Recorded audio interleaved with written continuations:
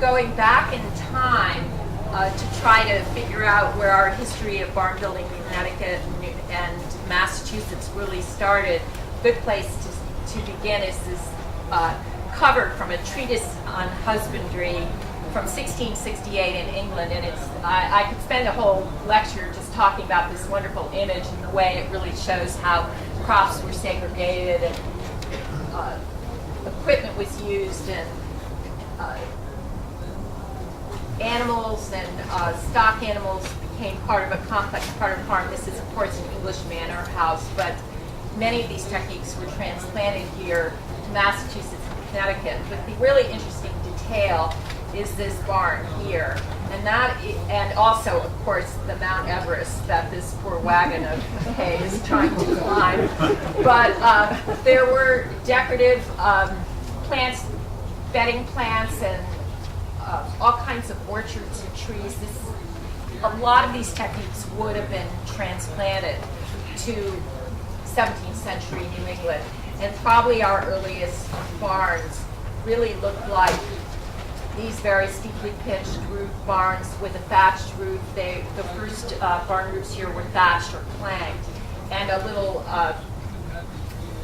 hall, so-called hall, which was a little covered entry that is very reminiscent of the 17th century houses that were in Connecticut, Massachusetts too.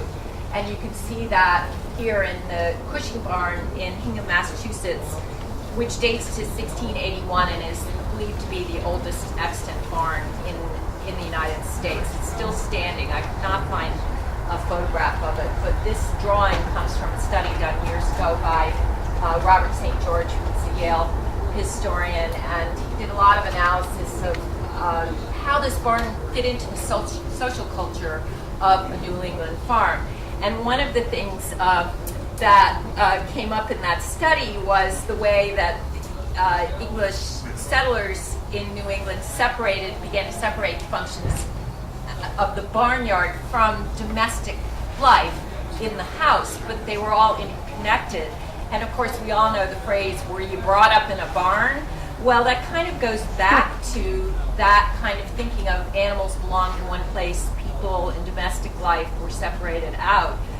And barns became associated with some sort of bad behavior, and their 17th century court records are full of cases of neighborly strife involving fights in barns. This is in the 1600s, slander in barns, all being brought to the courts. Unclean carriages in barns, meaning the way humans carried themselves. Acts of physical violence in barns. So there was this kind of association with behavior that connected into social life. St. George did a lot of analysis of how this particular Cushing barn and its plan, how its plan related to life in the barnyard, and separate functions were divided out, including a up in a little point given out, I think, but up in the right-hand corner there were separate an area for milking, which had a plank floor, because even in the 1600s it was known you had to keep milk clean. So wherever cows were milked, floors had a plank floor, and then dirt floors for the other areas. There's a lot of discussion about the separation. There's a typology that shows up in early records. I found it right through in probate records into the 1700s, of a barn as one type of building and a cow house as another type. And so we know that obviously the cow house is self-explanatory, but what the barn was, we're not actually so sure. But other kinds of animals, hay, there's a lot of separation and interconnection of the way these barns house different functions, animals and grains, produce, but it's not exactly known, and it wasn't necessarily the same from farm to farm. One interesting point that St. George makes is that yeoman farmers in the 1600s almost always kept their barn very close to the road, not behind the farmhouse. And that was a reason partly of convenience, partly of transportation, partly of economics and social status. Your barn, how big it was, how much hay you stacked in front of it was a sign of how wealthy you were and what your social status was. And you wanted that to be evident from the road. This is an image of a farmstead in Litchfield that still stands, and this barn here and the one across the road are still in existence, and this one in between is missing. But you can see that the main barns are pretty close to the road, and you often, when you drive down any Connecticut street today, you can often see the English barn across the street from the house, but near it. But I don't know that there's always, I think by the 18th century, there were many different configurations of barnyards. So there is that house on the bottom right, and here it is today. On the top photographs, so not a little too much light in here. And here is that barn, which is an 18th century. This farm dates from the Revolutionary era, and that hay barn is just an open, pure open space inside where hay would have been stacked from the floor to the rafters, probably no animals in there. So maybe that is the barn, that is not the cow house. And another image of a Litchfield, I live in Litchfield, so you're going to see a lot of Litchfield images. This is an 18th century farm depicted in an early 19th century painting. So we're looking at buildings that have probably been there since this Revolutionary period house. So you see quite a large barn complex up behind it, but also another one down the road. And farmers owned, in most Connecticut towns, owned land because of the way land divisions were made all over, miles apart, because you were given equal amounts according to your proprietorship of grazing land, woodlot. It was not contiguous. It was parceled out over time. And I have come across many references to barns that were the other barn, or the barn out in the pasture, or my other acreage, so that farmers clearly owned buildings that were convenient in other places. So if you were haying farther down the road or 6 miles away, you'd have a barn there as well. So we have to rethink the way we think of what farmsteads look like, and not just use the evidence we have today. And these kinds of images are useful. The English barn, which Todd talked about, is of course the earliest really example.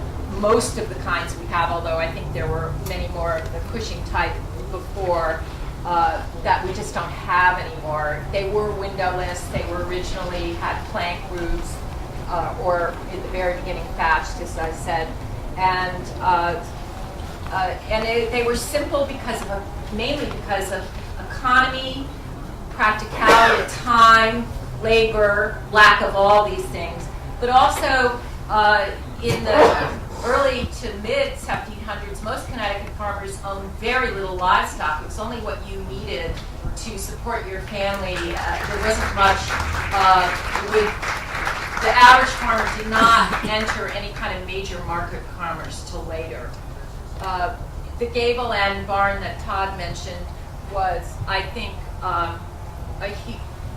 there needs to be more research done on why this type, not just that it changed, but why it changed. And I think it's always been said, that farmers will move suddenly decided, okay, if the rain's coming down off the eaves on the long side of the barn, why don't we move the entrance to the end, which makes absolutely no sense to me, because I think it would have taken less than 200 or 300 years to figure that out. It obviously had much more to do with changing technology, transportation, what was happening in the barnyard. And one thing, for instance, would be the development of the hay baler. This first one was patented in 1879. So that would allow a farmer to load hay in lengthwise across the ridge of his barn. So there are all kinds of reasons that the barn would have changed into a gable ender. But I think another one had to do with transportation. Ox carts were the major form of vehicle until the 1800s in Connecticut. I know from some research that, for instance, in Goshen, up in northwest Connecticut, the first wagon the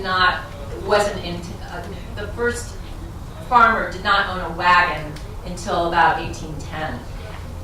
And one reason was the roads were so bad until the turnpike system came in the 1790s, and the other was the economy of owning horses, which was much more expensive. It cost a lot to winter a horse, to feed a horse through the winter, and the beast burden that was cheaper and more effective was an ox. So if you were using an ox cart on the left versus the later wagons there on the right, obviously your barnyard was used differently, your barns were used differently, the way it fit into a barn was different. So these are all things to think about. Then by this image of Litchfield Village done in 1815, so now we can see the way lot size at that time also affected where you put your barn or how you used it, because you really had to put it behind your house if you had one of these narrow in-town lots. And you see them, they're kind of they're all lined up behind all the houses right on the road where they're going to be convenient, and a wagon at this point could go into it easily. And this is in Roxbury, where I did a lot of barn documentation a couple of years ago. And on South Street, this little South Street going out of the village, there's practically a gable end barn behind every house there, dating from the early to mid 1800s. And they were the garage of the time, and they are the garage of the time today. They've just been, you just have your car in it instead of a wagon. And then, of course, with there are larger gable end barns that came in as well as technology, farming changed, as farms grew, as farmers had more horses, needed stabling space, and as their plowing and baling equipment changed, the barns obviously changed as well. This is an example in Northfield where from the mid-1850s, from about the 1870s, where the uses of livestock and the sheltering them was clearly defined into separate barn types. So on the left is the horse barn, on the right was the bank barn, which Todd talked about being at more than, you can get a wagon into the barn from ground level at more than one level by being able to go in up or below. The top of that barn was all hay, just complete hay storage, and below was where the cows were kept and milked. And you can see here now the top view of where you would enter to the hay level from one grade, and the bottom grade with its great stone foundation where the cows were. I believe bank barns didn't really come in, weren't really developed till about the early to mid the early 1800s, and I really think that was another reason of economy. By that time, farmers were able to have larger herds of cows to get into a market for surplus milk, and so it made sense for them to build bigger barns, and they needed more space, and they banked them for convenience and economy. And when you the great feature of many of the Connecticut bank barns are these fabulous stone foundations that ground them into grade. And there you can see touches of whitewash. Whenever you see whitewash, you know that was where cows were milked, because it was a function of keeping that space clean and being able to wash it down very on a daily or every few days basis, because hygiene was so important. So that's always a clue to where cows were kept and milked. Speaking speaking of milk, keeping it cold was always a challenge for farmers. This is a little milk house, little spring house in Roxbury. All over rural towns like that, farmers didn't have electric refrigeration until sometimes 1930s or even 40s. And they used spring houses or even just open springs to keep their milk cool until it could go to a creamery. And in Roxbury and many other towns in northwest Connecticut, farmers pooled together, built platforms at crossroads, left their milk in these cans, 40-gallon cans. Creamery would pick it up, return it, they'd put their name or their initials on it. And often, once in a while, they'd come back. For instance, this farmer in Roxbury in the 20s had one come back rejected with a one-word note, frog, because the hazards of keeping your milk in an open stream. Then, of course, there were great strides in improvements for refrigeration and cooling and that kind of thing, and ultimately the bulk tank in concrete milk houses, creameries, and electric refrigeration. But that put a lot of farmers out of business, actually, in the 1950s or so, because the smaller farmers couldn't afford the bulk tanks, and that was the only way they could get the wholesalers would only pick it up that way and pump it into their trucks. So that and also requirements for pasteurization put a lot of farmers out of business. The pasteurization was a problem in the Depression, and the bulk tanks came a little later. Speaking of keeping milk cold, I have to talk about my favorite farm, Echo Farm, which was in Litchfield. It was a gentleman's farm. This is a huge, Todd talked about that as a hugely vital, important part of our Connecticut history, farming history. And Echo was, I think, one of the first, if not the first in the state. It was started in right after the Civil War by F. Ratchford Starr, who was a Philadelphia businessman looking for a place. He was stressed out. He wanted to come to the country, which is a typical pattern of well-heeled industrialist businessmen who entered into the country life, which is a whole movement which you could give 20 lectures about. And came to Litchfield. He wanted to go sailing, but his family got seasick, so he decided on farming. He came to Litchfield. But what's really critical to understand about these gentlemen farmers who did this as a hobby is that they were serious businessmen. They approached the business of farming as a business. They created model farms. They developed a lot of the best technology of the day. Starr was the first person in the country to commercially bottle milk for sale. And he did it here in Litchfield. He had an ice house. This is part of his immense complex. He had an ice house with a capacity of 500 tons located on Bantam Lake. Telephone connection with Western Union Telegraph Office so he could fill orders from cities all over the place. He initially sent milk in tin cans, which were sealed in Litchfield and not opened until the seals were broken in the homes of the consumers. His butter shipments went, and then he moved to bottling. And this is an invitation. He ran it like a tourist attraction. So he had parties and visitors, and this was an invitation to one of his new creameries. His butter shipments went out twice a week, and milk was delivered every morning to customers in Brooklyn and Manhattan. Each can contained 2 quarts and was locked. One key in the possession of the dairy woman and one in possession of the consumer, so never touched by the middlemen. Glass bottles by 1886 had been substituted for the tin cans. Box of empty bottles came back to the farm for washing. He's very concerned about cleanliness. They went into his cellar by elevator for bottling, to the bottling room that you see here, were refilled and sent by horse team back to the rail depot in Bantam for shipping. And there was also special milk reserved out from certain cows for invalids and infants. Otherwise, it all went into a cooling tank. This is in the 1870s and 80s. 20 bottles filled from the tank at the same time in nickel-plated faucets.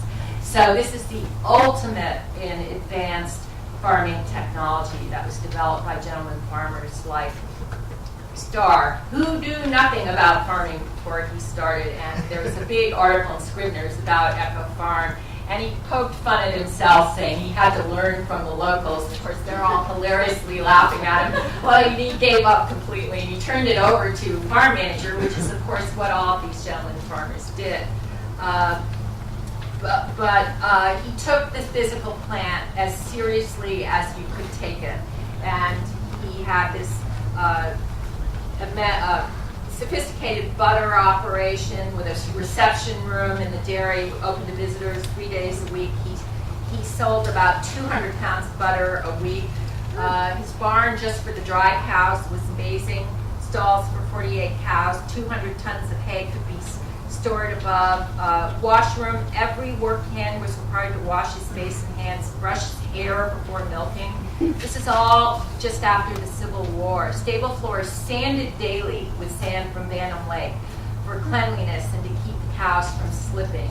So, and he planned all his barns to have the main barn, which stood up on this ridge with a high drive, was as sophisticated as you could get. It was immense. By 1875, he kept adding on to it. By 1875, it measured 191 by 35 feet, all the most modern stalls and equipment inside of it. And you can see today it's gone, and there's a modern pole barn. It's a riding, it's a riding stable.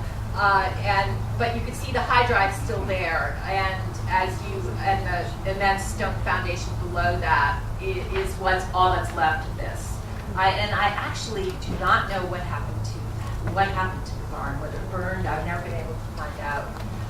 Another really important gentleman's farm that I can't go without talking about, because it really speaks to how sophisticated design-wise these estates were. This is Tranquility Farm in Middlebury. It was owned by J.H. Whittemore, who was an industrialist from Waterbury, came up to Middlebury, started buying land to put an estate together in the 1880s. And he worked with McKinley & White on many other projects, and McKinley & White were the designers for his Tranquility Farm. The main house here has been torn down. This is on Lake Quassapog.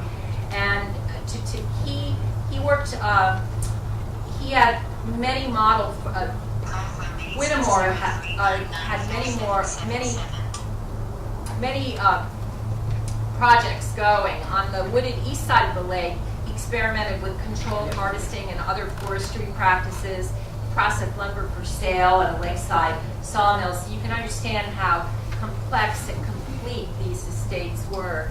His barns are all still there. They were all designed by McKinley & White as well, as part of a completely thought through complex that was not just a barn, a farmyard, not just a farm, but a completely sophisticated, considered estate that really goes back to roots in England, which is in Europe, which is where a lot of these gentleman farmers look for their model countryside feeling. At Tranquility, the Whittemores raised Jersey and Holstein cattle as part of an extensive dairy operation. They also kept poultry, pigs, sheep, all kinds of animals as part of a pastime. This